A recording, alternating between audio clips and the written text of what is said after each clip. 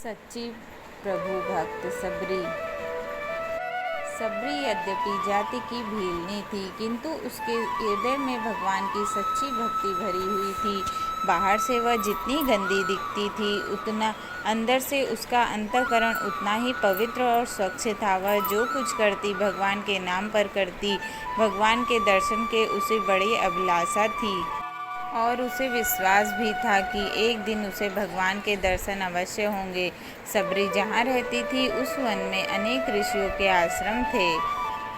उसकी उन ऋषियों की सेवा करने और उनमें भगवान की कथा सुनने की बड़ी इच्छा करती थी, लेकिन अक्सर उन्हें धुतकार दिया जाता था। किंतु इससे उसके हृदय में न कोई क्षोभ उत्पन्न हुआ और न ही निराशा। उसने ऋषियों की सेवा करने की एक युक्ति निकाल ली। वह प्रतिदिन ऋषियों के आश्रम से सरिता तक का पथ बुहार कर कुछ कंटकों से रहित कर देती और उनके उपयोग के लिए जंगल से लकड़ियां काटकर आश्रम के सामने रख देती। सबरी का यह क्रम महीनों तक चलता रहा, किंतु ऋषि को यह पता न चला उनकी यह परोक्ष सेवा करने वाला है कौन।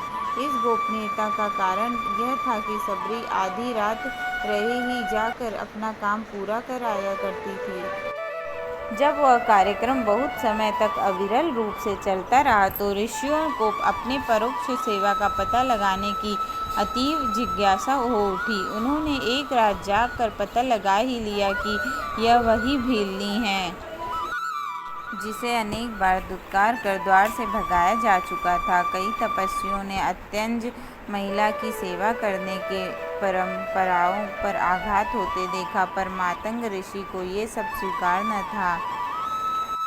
वे सबरी को अपनी कुटी के समीप ठहराने के लिए गए। भगवान राम जब वनवास गए तो उन्होंने मातंग ऋषि को सर्वोपरि मानकर उन्हें सबसे पहले छाती से लगाया और सबरी के जूठे बेर प्रेम पूर्वक चख चख कर खाए।